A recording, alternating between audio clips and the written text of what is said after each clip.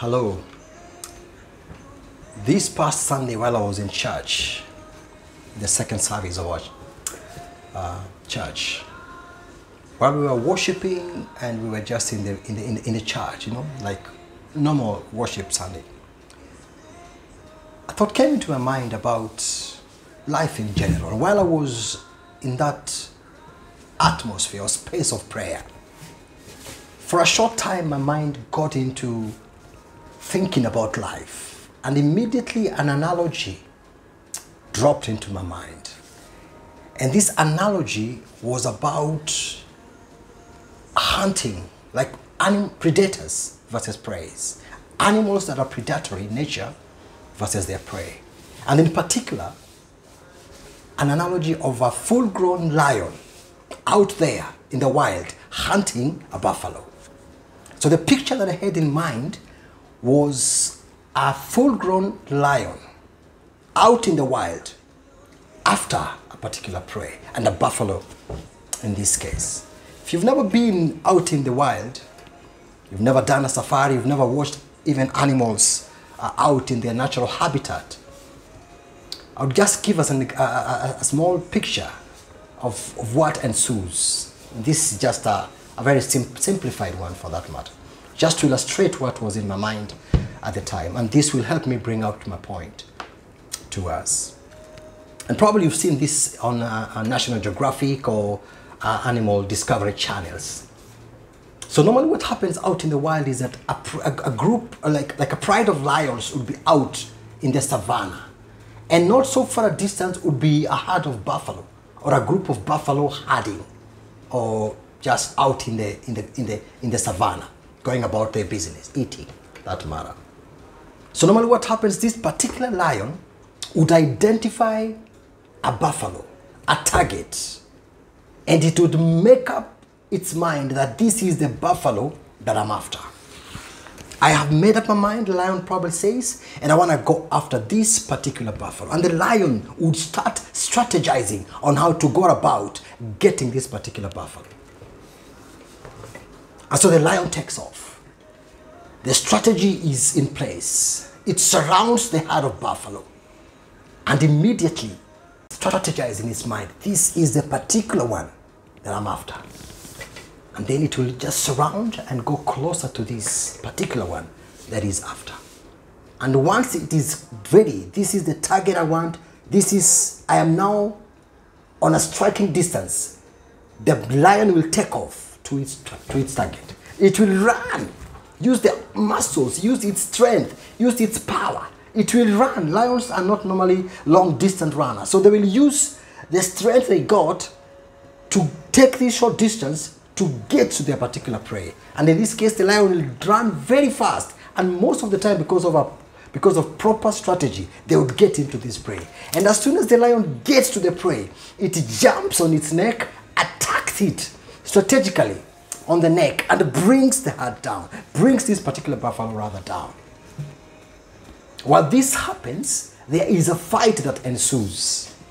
And this is the area I would like to concentrate. During that struggle, during that 2, 3, 4 minute struggle is what I want to concentrate this afternoon or morning. The lion will draw its claws, dig them right into the body of the buffalo. It will push the buffalo to the ground using its weight. It will use the hind legs, claws, sink them into the buffalo's soft underbelly. Then the claws, the strong teeth of the lion will sink into the neck of the buffalo. During this time, the buffalo is struggling to get itself out of this lion. And there is a fight that ensues. There is a struggle. There is a wrestling that takes place. There is a rolling on the ground. There is a bruising that takes place. There is pain that is involved while this is happening. There is a determination on the part of the lion. The buffalo, on the other hand, is determined as well to get off the claws of this predator. But the lion sticks its nails to the body of the buffalo. The claws are sunk deep into into the flesh of the buffalo. The lion has made up its mind. It might be painful. The clothes might be sore. Many a times the lion might be on the ground and the weight of the buffalo on itself. But the lion is not giving up. The lion is holding on to this prey. For it knows this is my food. This is the food of my children. This is my future. This is my life.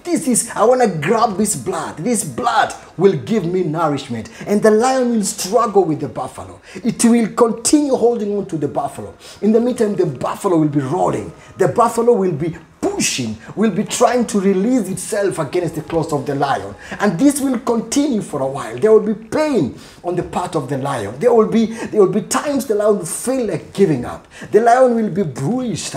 The lion will be rolled in the mud. There will be a lot of confusion, probably. There will be a lot of stretching, a lot of discomfort, a lot of pain. While this is happening, the lion is persistently holding on to the prey. In its mind, it knows it's gonna be for a while. I know there is pain. I know my body is bruised, and many a times, most lions get hurt during this process. A buffalo's horn might even go at the lion, and it might get really hurt. But the lion holds on strategically, digging into the prey, biting onto the neck, grabbing all the strength it's got in itself to pour itself into this particular mission ahead of it. And it stays the course. It is uncomfortable, it is painful, the nails might be sore, the teeth might be hurting, the body has been stretched, it has rolled on the mud, it's probably into a dirty mud and it's smelly, but the lion holds on to the prey. The lion holds on to the prey. The buffalo might be trying to stretch out. The buffalo might even throw rubbish onto the lion, but the lion is holding on to its prey. In its mind, it knows it is painful. I'm being stretched. It's getting dirty, but I'm holding on to. For I know it is but for a while. I know it's for a while. I know there will be pain. There will be bruising. There will be misunderstanding. There will be discomfort. There will be stretching. There will be pain. There will be bleeding. There will be a lot of discomfort, but this is for a while. And while I was thinking about this, I could put this to our analogy of our life as Christians, especially as Christians. We have got a target in life. We have got things that we have focused our minds to do. It could be a family situation. It could be a personal situation. It could be a job situation. It could be that thing that you are dreaming to achieve. It could be a target that you want to get. It could be a struggle that you are going through. It could be a visa situation. Maybe you are trusting God for a visa. It's been hectic. It's been difficult. It's been painful. It's been expensive. You have felt your energy being drained. It could be a marital situation. You are struggling. You are fighting. It is difficult. You are not being understood by people. People are speaking against your situation. People are saying words that might hurt you. People are saying words that might really offend you. But you are struggling. You are hanging on there. It could be your children. They have just changed. You're trying to hold on to a situation. You are not quite sure what's going to go. But this situation is having a toll on you. It's dragging you. It's stretching you. It's causing you to bleed. You are painful. You are sore. You are feeling like giving up. It could be a situation of education. It has led you to be separated from your family for about a year or so, and you cannot understand. There is pain. There is misunderstanding. There is confusion. You do not know what to do. Allow me to encourage us this afternoon that yes, this is the situation, but remember the lion. Yes, it is going through this particular difficulty. It is going through this difficulty in the mud, in the stretching, in the pain, misunderstanding. But remember, brethren, the Bible says that weeping may endure for a night, but joy comes in the morning. Remember that Jacob in the brook, fighting and struggling with the angel at night. He was engaging the angel, and the angel was saying, "Look, it's nearly dawn. You have engaged me all night. Let me go." But Jacob said, "No, I will not let you go until you bless me." I believe as Christians there is a place of waiting. There's a place of stretching. There's a place of trying in the situations that we are going through. It might be difficult. It might be hard. It might be painful. We could be smelling all manner of things. We probably are not being understood by our families, our friends, our peers at work. It could be chaotic. It could be messy. But hold on to the situation. Hold on to that which your mind, like the lion, has set to do. That vision that God has placed in your heart. If it is from God, He's going to give you the grace like the lion to hold on to the prey. He's going to give you the strength to hold on to whatever it is. You may not be understood by people, but hold on, hold on. And you know what? After that buffalo has breathed its last, the lion starts to relax. The lion starts to recoil, to retract its nails. It lets go of the jaw that was so tightly holding on to the neck of the buffalo. Yes, there will be bruises as the muscles retract back to their position, as the jaw is coming back to its normal position, as the nails of the hind legs go back to position. The lion feels the bruises. The lion will start feeling the pain, feeling the body readjusting to itself. But you know what? The buffalo has been subdued. The buffalo is no longer a threat. But this is the time when the lion we look back. We remember the 5-6 minutes of struggle, the 5-6 minutes of darkness, the 5-6 minutes of pain, of engagement, of intense fight, of intense energy expenditure. But this is a time when the lion is going to be nourished. It's going to suck to that blood that is coming from the neck of the buffalo. Its strength is going to be renewed. See, the Bible says that the Lord renews our strength like the eagle. Although we run and walk, we do not faint. We do not go weary. He strengthens us. He strengthens us. The lion will start now devouring. Will start go to the soft belly and tear the buffalo. I'm sorry if this is a bit dramatic for you animal lovers, but the lion will start now feeding. He start receiving from the times that it has invested. From the times it has invested in this particular mission, there are rewards. The whipping that may endure for the night, but joy comes in the morning. You know, the morning when Jacob was blessed by the angel, that particular morning comes. It is not for a long time. There will be a session of refreshing.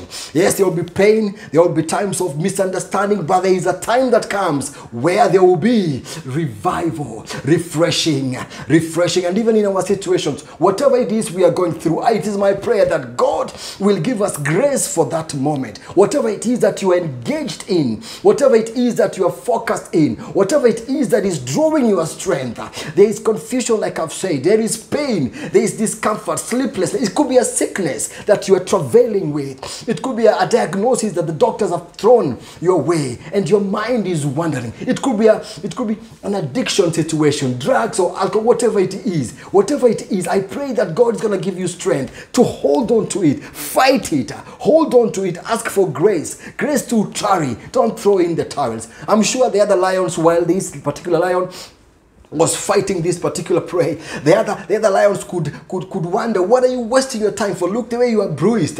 There's no use. You've been thrown into the mud. You are stinking. Forget about it.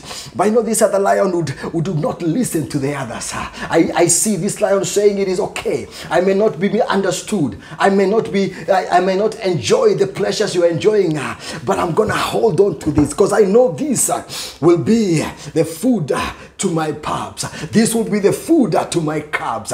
And truly not before long, when the buffalo has been subdued, now the puppies, the calves rather, of the lion will start coming. They will start playing around the buffalo, licking the buffalo. They did not participate whatsoever in the hunting. They did not know the pain. They did not know the price that was paid. But the calves will come. They will jump on top of the buffalo. They will be making rotations. They will be happily enjoying. They did not have any particular participation in the bringing down of the buffalo, but they will be enjoying. And then not before long, there will be vultures will start dropping down. Hyenas will start coming. These are like demons who want to come and interrupt the blessing that God has come. Chase them away. Rebuke these vultures and hyenas in the name of Jesus. They do not know the story. They do not know where you've come from. Rebuke them. They don't know about the picture. You've just appeared. They've just appeared, and they do not know that behind this name there was a Jacob. Before this Israel, there was a Jacob. Before this dawn, there was a travailing all night. Before this particular experience, there was a story. There was a process. It is not just about the particular end, but there was a process. So rebuke those vultures, rebuke those hyenas, allow only the cubs who are legally entitled to come and partake of the blessing that God has given our way. So my friend, whatever it is that you are going through, I encourage you this day, hold on to it. Yes, there will be pain, but remember that come to an end at some point. That situation that is bothering you in your marriage, you will go through it. May God give you grace and wisdom to overcome it. That disease, I pray you will tarry. You will go to those appointments. You will go to that clinic. You will get victory at the end of the day. That particular issue that is bothering you, I pray that you will hold on to it. Remember, be encouraged with the word of God. Our God has given us grace to help us in our time of need. The Bible of Hebrews says that in our times of need, we will find the grace to help us in those times. I pray you'll be encouraged by this analogy of the lion. And over time, the wounds of the lion will be healed. The claws and the paws will get strengthened to fight another battle. And this is life. See, the Bible says the kingdom of God suffereth violence, and the violent take it by force. I do not know what that might look to you, but to me, it is an encouragement to engage and to keep fighting. It could be a particular thing you're dreaming for. Go for it. And I pray as you do it, be encouraged. Be encouraged. I am getting encouraged myself. I know it's not easy, but I seek God to give me grace even to move on. Whatever it is that is in my mind and in my heart, may God give us grace to pursue those things with the grace of this lion that sticks its mind to a prey, goes for it, goes through the battle. It knows it is just for a while, and before long the enemy goes down. The vision you're after is captured. That which you are looking for, you get it, because our God is a promise giver. He who promised us is faithful. He will see that it comes to accomplishment. Be encouraged this afternoon. This is the word that I heard this past Sunday, and allow me to share it with you. At least somebody might be encouraged. Even if it's one person, be encouraged. In Jesus' name.